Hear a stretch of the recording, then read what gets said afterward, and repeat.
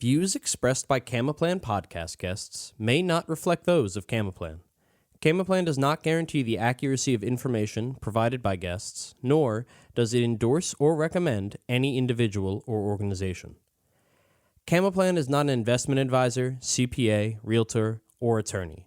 You are encouraged to conduct your own due diligence before making investment choices. For any tax, legal, accounting, investment, or other questions, please consult a specialist.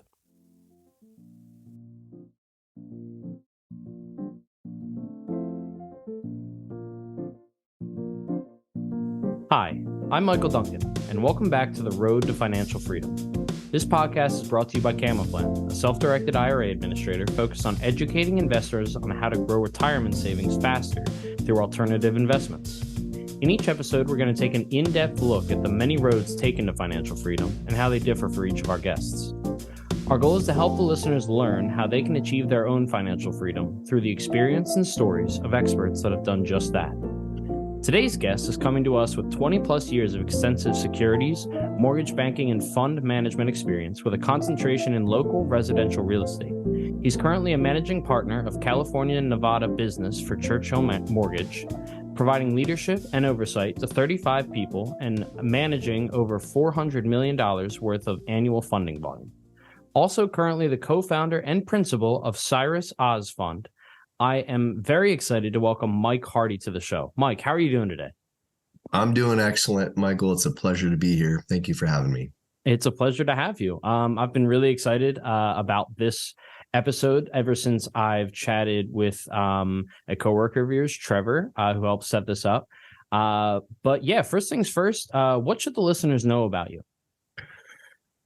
Great question. I'm a husband and a father first before I am an investor and an entrepreneur. And so all of the things I do are focused on developing as an individual and having a healthy family. And I think that I've come to the conclusion over the years that more money only makes you more of what you already are. And so it's really important to me to be healthy on the inside and have healthy relationships. And then from that backdrop and that foundation, then go on a very intentional pursuit of building wealth, knowing that that's something that can be generational and legacy changing. And speaking of being healthy on the inside and the outside, you recently completed an Ironman, correct? It's been a few years, but I'm very much into fitness. The Ironman was a bucket list goal of mine, and I did it, I want to say 4 or 5 years ago now. But I stay very active, and every single day, even if I'm sick or hurt, what I've found is that exercise not only helps the body, but it helps the mind. And so I make it a point to do some sort of exercise every day, no matter what. I think the only time I didn't is a couple of days when I had COVID back a year ago.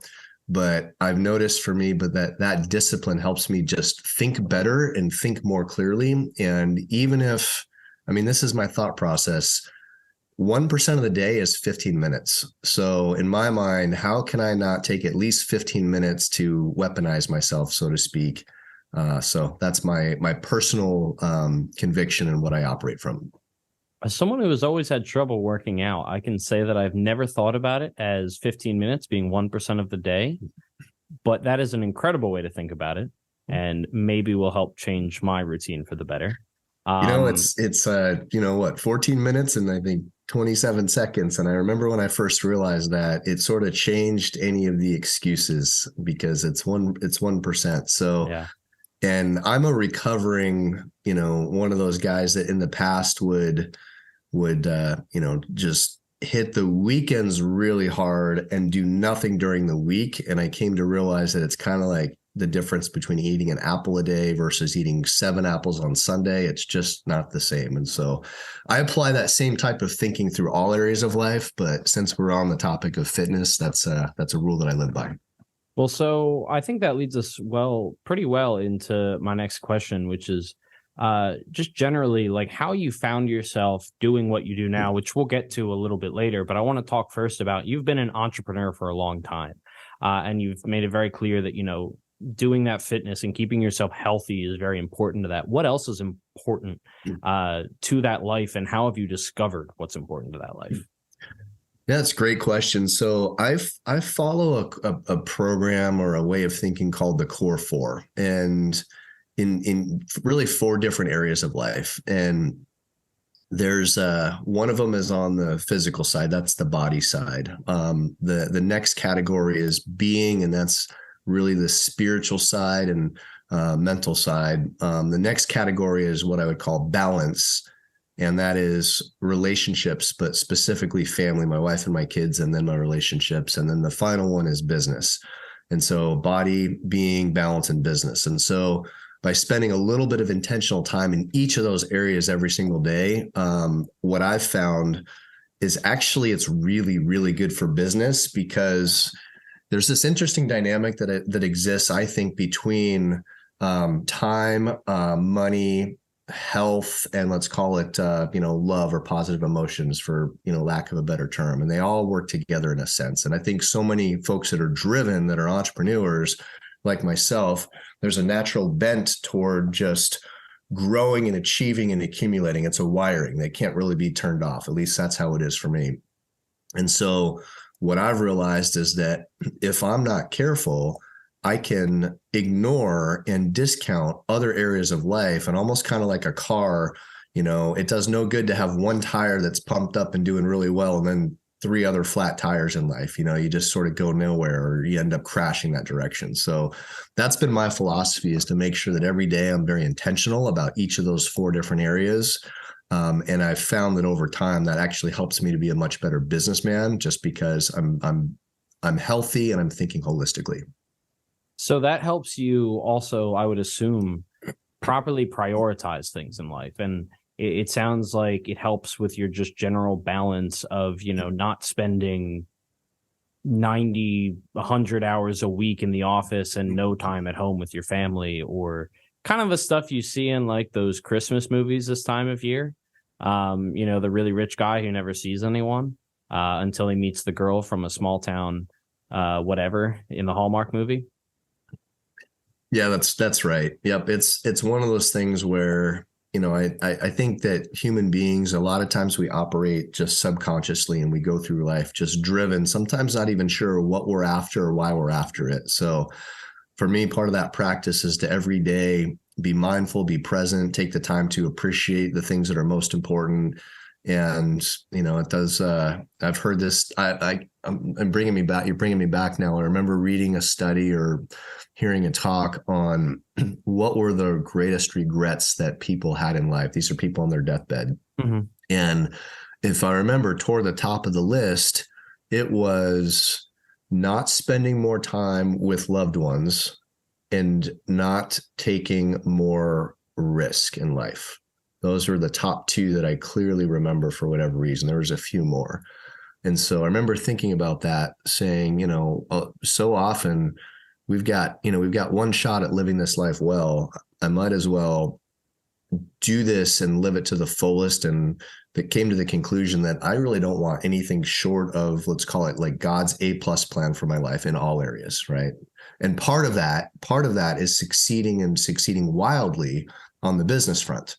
But not in the way that ever compromises my most important relationships, compromises, my fitness or my health, or takes away from, other things that I think are a big part of living a healthy life. So at what point in your career and in your life did you kind of start to realize, like, is this something you've always kind of had in the back of your mind? Or did it take, a little bit of growing up in your younger years to kind of get to this point? No, that's a great question. I think it was a lot of these lessons were learned through the Great Recession for me. Just a quick way of background. I was my college years, I was a pre-med undergraduate. I realized that I did not have any desire to go to medical school, didn't sit for MCATs, finished my degree, picked up a business minor, and went in and worked went into securities, got my Series 7, 65, the insurance licensing, and worked as a financial advisor during my sort of early years out of university. And Then came across this sort of interesting world called the mortgage business that was very complicated, very kind of like the Wild West. And I realized that there was the ability to help people manage debt and build wealth through real estate. And things that excite me, I love real estate, I love people, and I love numbers. And so it was sort of a kind of a sweet spot. And then there's been a whole bunch of entrepreneurial offshoots from there, which I can cover in a minute. But going through the Great Recession, I learned that I had to just turn it on overdrive just to survive, and was able to make it through, and ended up coming out the other side of that and had a tremendous amount of business because I was one of the few folks that didn't go out of business. But as a result of that, got some very bad habits in place where I was a workaholic. I was disconnected on the home front. I just, I was an athlete all through high school and in college, and I didn't, just kind of let that go. And so it was kind of going through that I had to rewire a lot of habits and get those things refocused. And so it's kind of been since after coming out of the Great Recession that it's been very intentional for me to just do things well in all areas. Wow. Yeah, no, that makes a lot of sense. The Great Recession, I can assume to get through it, you probably did have to form a lot of those bad habits, and it's unfortunate, but it's smart that you were able to kind of recognize that and, come out on the other side and truly make the differences make the changes that you had to in life. And so I guess coming out of the recession, when you did come out on the other side, what ventures were there and how did that change maybe the trajectory of where maybe you thought your career was going and where it ended up going? Because I know where you are now. We'll get there. But I like hearing the intermediate. For sure. So just before the Great Recession, there was a couple of key lessons that were learned. And so I'm an entrepreneur and a builder at heart and a visionary. It's just what comes natural. And any given day, I can see so many different opportunities that I feel like a dog in a park where there's rabbits running everywhere. There's just opportunities everywhere. So part of what I've had to discipline myself to do is to be very strategic about which ones to go after. And so prior to the Great Recession, I had moved from being a financial advisor into the mortgage business. And I thought, why not control the flow of business? So with a partner, started a real estate company. And then the natural progression was, we might as well set up an escrow company. How hard can it be? We've got a fair amount of business flowing through. And then the follow-up thought process was, I'm going to connect with the owner of the financial planning firm that I initially connected with, and we're going to set up a private money fund. There's all kinds of bridge loan opportunities that exist out there. And so my point being, I got spread really thin. And that was one of the hard lessons I had to learn. Instead of being excellent at one thing or in one area, I found myself being mediocre in a bunch and stretched thin. And so fortunately made the decision to sell the real estate franchise and wind down the escrow company just before the Great Recession kind of came in like a storm. Okay. So did not come out by any means unscathed. The best way to describe it is I feel like instead of like a head-on collision, kind of got sideswiped and went into a ditch and hit a pole. So it took a little while to clean up the mess I had made, but it wasn't a 7-year cleanup, more like a 1.5, 2-year cleanup. Okay. So that was a lesson. And then it was more a matter of cleanup and survival on the mortgage front. My decision was I want to be the best of the best in the mortgage banking space and also be very intentional about real estate investing. So that is a lot of the backdrop to who I've become today, is some of those lessons through the Great Recession and just before. Okay. So that brings us to today, or, a couple of years before today, whatever. And one thing that is very clear that you're doing a lot of is opportunity zones. Something that I've had the pleasure of learning about preparing for this interview. I wasn't horribly aware of their existence, or I guess what their function was exactly, but I've been doing a lot of reading about what you do at CYRUS. So how did you get into that? What prompted that idea or that rabbit running through the field? And what made you think it would be successful? Nope, it's a great question. And so the way that came about, I've been involved with about 120 different real estate projects, a lot of them fix and flip projects over since something I started doing through the Great Recession, but since that window of time. And long story short, for a window of time, I was part of a financial advisor network and was chairing a committee. And we'd made a decision as a group that we were going to do public-facing education on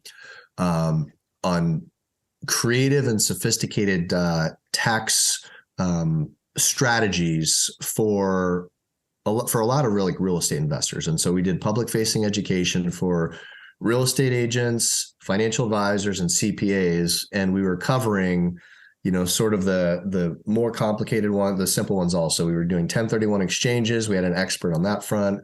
We were doing the 721 provision. We were talking about DSTs. We were talking about charitable remainder trusts, charitable lead trusts.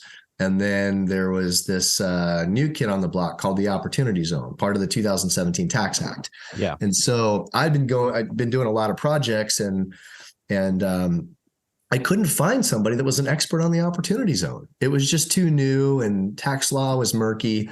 And so I thought, you know what, we're going to do this talk. I will do the presentation, not as an expert. We'll be real upfront. I'm an investor. This is something that holds my interest. And so I committed to take that portion of the talk. So really saturated in the tax law for about 3 weeks to a month to prepare. Took a smaller section just to be honorable with the time. I think it was 90 minutes or 2 hours to cover all the subjects, and came to realize this is like one of the best tax strategies that I've ever seen.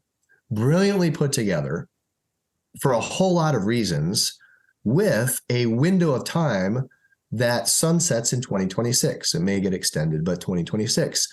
And so now I'm thinking, if there's not an ideal 1031 exchange opportunity, the Opportunity Zone investment strategy allows me to sell a property and harvest the capital gains, move them into a fund, defer paying that capital gains tax until April of 2027.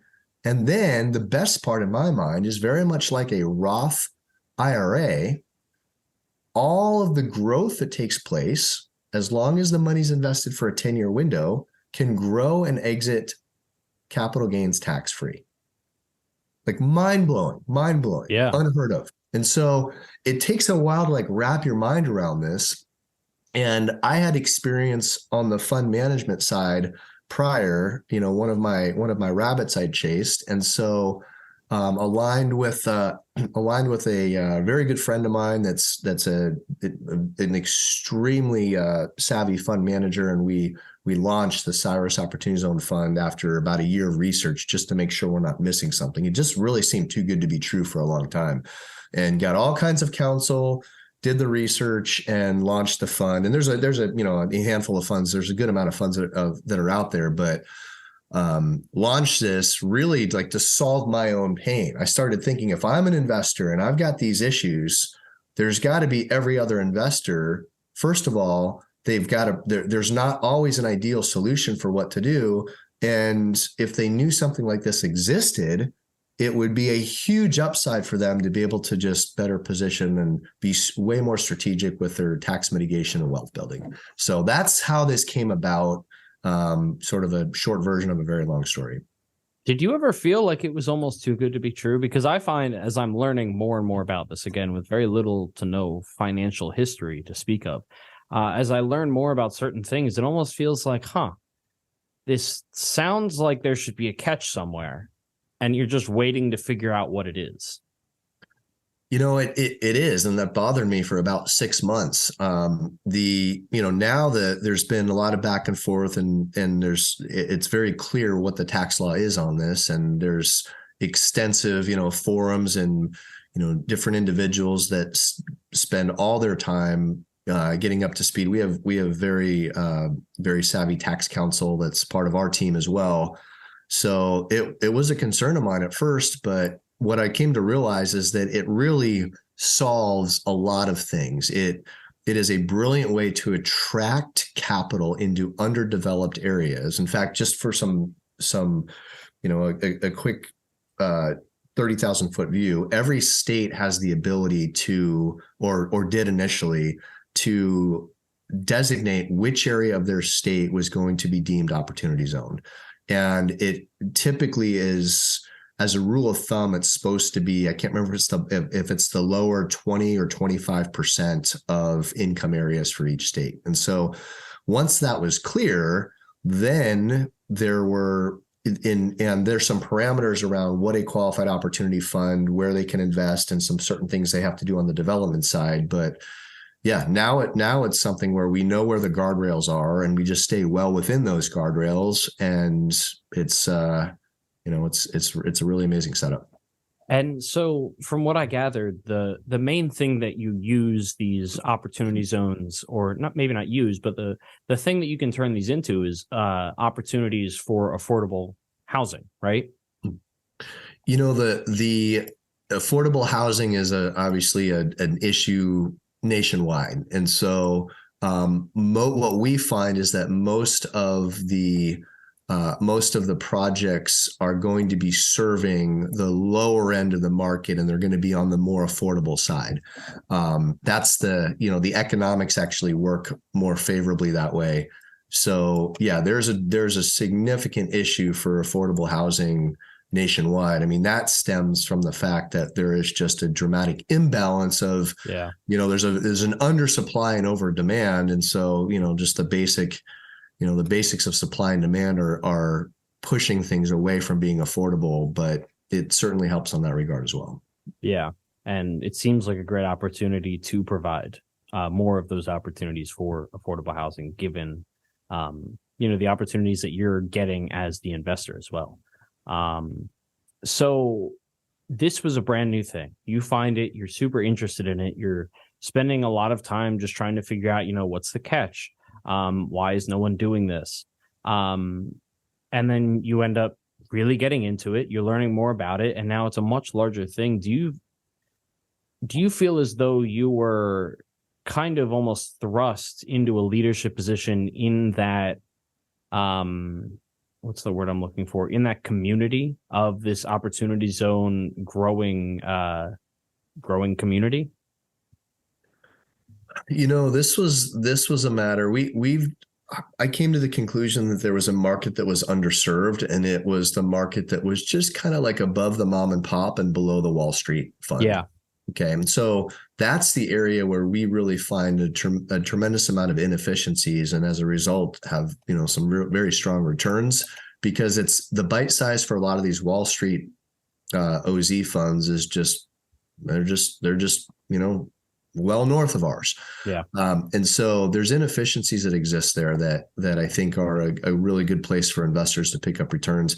I just know that a lot of times the mom and pop investor does not get the opportunities that the ultra elite get. And so I think this is one of those things where it's within reach. Now, to qualify for the opportunity zone fund, it requires someone to be an accredited investor. And so I'm in California, and there's, the cross section of accredited investors with California real estate is pretty high. So that is one hurdle that's still required, which just for I would imagine most of your listeners are well aware of that, but it's $1 million net worth, excluding primary residence, and 300,000 of income as a couple, or 200,000 as an individual. Unless it's changed recently. Last time I checked, that was the hurdle. And so there is still a hurdle to be able to get into this and a lot of other investments, but I just know that there's so much available for the ultra wealthy that is just not available to the common investor. And so part of what we do is we serve that market. Like if somebody has a busted 1031 exchange, this is an ideal fit, because a lot of people don't even know it's an option. First of all, they just think, all right, well, I guess I'm going to do a 1031 exchange. And then when that doesn't work out, they needlessly pay the capital gains tax. I mean, there's so much of that's happening. It just kind of makes me ill, because everyone that is paying that capital gains tax, they have the opportunity to delay that tax for, what is it, another 4 years and change. Yep, 2026. And they get their basis back. So unlike a 1031 exchange where you're moving everything down the line and down the line, your debt and your equity, with an opportunity zone strategy, if there's not the ideal 1031 exchange, they can sell a property, take the gains, push only the gains into the opportunity zone fund, take their basis back off the table and invest it elsewhere. So it's kind of the best of all worlds in my mind. So that's what I do. I mean, I have a lot of projects going on, and every single one, the majority of them, I'll take the gains, move it into our opportunity zone fund, and then reinvest again. So it's just provided a lot of latitude and a much better strategy than I ever thought would be available, that I just didn't know was on the radar a couple of years back. Yeah, and it sounds, one of the biggest, I think, common denominators that I found while talking to a lot of people in this business is having multiple income streams, finding multiple paths to gaining income. And it sounds like this one is a very ideal one in the way that you're describing, where you can take investments, or you can take money from other investments, put it in, and skip some of the tax part of it all. Obviously, it's a very dumbed down version of what you said, but it does seem as though it's a very ideal thing to pair with a lot of other investment strategies. It does. And I think it should be something that every, CPA or financial advisor at minimum has on their radar, as a way to help clients mitigate capital gains tax. A lot of times and here's the thing, it does not have to be, this is any capital gains. It does not have to be just real estate gains. It can be securities, it can be art. It doesn't matter what it is, but if there's a capital gain that someone has, fund minimum is $100,000. So if there's a gain that someone has, that's $100,000 gain or greater, that is able to be moved into the opportunity zone fund. It's called a QOF, or Qualified Opportunity Fund, and of course participate in those benefits. So yeah, I like the nimbleness of it. Now here's the other thing that's kind of interesting, because I've always been intrigued. I remember when the opportunity for the Roth IRA first was introduced, it was sort of like a whole new world opened up just with that type of thinking of being able to have money exit tax free down the line after compounding growth. Yeah. And so, to have something similar, but there's not a limit. There's not a limit to the capital gain that I'm aware of. I should double check that. But if it is, it's a number that is way off my radar. But if to be able to have an investor that can take capital gains, move it into a fund, and have it grow and compound, and then after a 10-year run, exit tax-free, pretty amazing. Best thing in the tax code that I've ever seen. Do you find that many of your investors take things like their Roth IRA or their general, retirement funds and use that money ever to go into these opportunity zones? So you bring up a great point. So that is from a tax benefit standpoint, if somebody already has qualified money, and there's a self-directed qualified money, then it's a matter of the investment standing on its own, because there's not an additional tax advantage that takes place. So then we go and look at specifically what is the investment strategy, and does that investment strategy, am I comfortable with that from a suitability and a risk profile? So if the answer is yes, we do have some qualified money in our fund. It's not the majority of it, but I've self-directed money, and I do have some of my self-directed money in here as well, simply because I know the investment world. I'm very, very comfortable with the risk return ratio that we're following. And that sounds incredible. And that sounds like it's right up the alley of CamaPlan and what we do. And, but I do think that you make a really good point that the biggest benefit of the opportunity zone is that, piece of the tax code, which is, kind of like a cheat code. It feels like a little bit. So outside of opportunity zones, if you were to sum up, I guess, your other investments, your other alternative paths to wealth building, what would you say they are? Got it. So I have just being in the mortgage banking space for a long time and having, 20 years of real estate realtor relationships, I get the opportunity to look at a lot of off-market purchase opportunities. And so we've become known as a go-to in a sense for, probate sales and distress sales. And, we were looking at something recently that there was fire damage. And so there's obviously not lendable. So a lot of the stuff that I do, I look for where can we buy into value and on the real estate front. And I have this system so well dialed on the real estate front, just with I'm very systematic. I had a mentor of mine years ago tell me something that was life-changing for me. And it was, if you want to earn a good living, be custom. You can be custom in whatever you do, but if you provide value, you'll earn a good living. But if you want to truly build wealth and build a business, you have to create systems for everything in your life. And so I'm super systematic about it. So everything is a system. And so what I look for is the opportunity to create systems in wealth building, because that allows for massive efficiencies and the mind to let go from having to get deep into the weeds and the gearing. And when I'm looking at potentially, partnering with somebody to on any particular project, like my litmus test is really simple. It's allowed me actually to move much faster in relationship building. And I call them for hiring and firing, we call them the 5 C's, and I'll walk you through this and then explain how this works with wealth building. But okay. I look for people that have character. I look for people that they're very competent in their area. I look for people that have compassion. So they have a level of concern for all parties, not just self-interest. I look for people that are coachable. And then I look for people that are consistent in their life. So those are like the 5 C's that we kind of like hire and fire too. And okay. So then on doing business with people, it's those first 3. Is this an individual of character? Is this somebody that's very competent in their particular area? And then do they have a level of compassion where if things don't quite work out exactly right for whatever reason, they have the level of care and concern to help find a fair place, because sometimes life just gets complicated.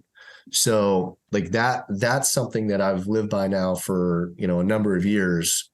And it's the first thing. Anytime I meet somebody, I'm just sizing up where does somebody rank 1 to 5 in kind of each of these different categories, and it allows me to move faster. And then obviously references and the usual stuff, but yeah, that's really interesting. I like that system, and I think it's intelligent to have a system in place like that, and especially one where you can carry from not only people, but it's very relatable to other parts of your life, clearly, when looking at investments. And I think being able to almost compare and contrast those 2 systems is probably, I would assume, a very helpful thing when both looking to invest and looking to bring the right people into the fold. Yeah, it's been super helpful. And the way I kind of think about it is would I, trust this individual to help my mom do something? Yeah. Right? Well, I like the old, would I trust them to pick me up at the airport or walk my dog? Those are big ones for me. Yep. And I also think like there's just one of my favorite books is by James Clear. It's called Atomic Habits. And he says something really interesting. He says, like, in life, we do not rise to the level of our goals, but we fall to the level of our systems. So we always fall to the level of our systems. And so I'm always thinking like, where's the stress in my life? And what system do I need to put in place so that I don't have to be custom or I don't have to deal with stress? And that usually involves finding the right person. Right. It's like, I always look every week at what can I automate, what can I delegate, or what can I eliminate? But it also involves in the delegation side, who is the right person that I can align incentives so that everybody wins, that has those C's in place so that I know that I've got like a good ally or teammate or partner or whatever it is. So that's kind of the way my mind works. And just that framework of thinking alone, I'm a big believer in like the 80-20 thinking, Pareto's law. So 80% of my stress goes away by having 20% adjustment. And so that's my formula. So just from listening to you talk and talking to you over the course of this episode, it's become very clear that like some of the most important things for you when it comes to this entire business and the road that you've been on is the people surrounding you, finding the right people, and also the way that you treat people, and making sure that they're both in the right space, which I think is incredible. And, not always something that you find in this business. I think the secret sauce is that life is about relationships and relationships with the right people. And I remember reading years ago that like 90% of our pain and stress and sorrow comes from relationships with the right people. So I am always thinking, who in my, and if you were to think through and you just go do a 360 of your life and you think of where your stress and your pain is, it's probably a couple of toxic relationships that exist. And so part of it is like, and just, it may sound curt, but it's like, who do you need to eliminate from your life, or at least like contain it as have some healthy boundaries that are in place. And then where do you need to upgrade? And those things alone just those things alone, I think, give us the mind space to be able to think bigger and think different. And I think in general, people have so much mental clutter in their life that they miss opportunities right in front of them, and they don't take opportunities that are just plain as day because of the mental clutter. So one of the fact you made me think of a out of office signature that I had in place recently, and it was your calm, clear mind is your ultimate weapon against any of your life challenges. And so I'm always thinking, what do I need to do to have a calm, clear mind? And then when I do, I know that I can then not just see all the opportunities, but decide which is the right opportunity and who are the right people and how can we all win together. I love that. I really like that. And I agree completely. So I think that brings me about to our final question, which is a very simple one, but it's one that I like to ask anyone that comes on this podcast. What does financial freedom mean to you? Well, it's a great question. I have a friend of mine that summed it up in a way that I'm going to swipe and adapt part of it, but it is under the thinking of what I would call freedom of time and space and relationship. So financial freedom means that, to me, that I have the resources available that I can go wherever I want, whenever I want, with whoever I want. Like that is, if I were to just encapsulate it into a sentence, I think that would be it.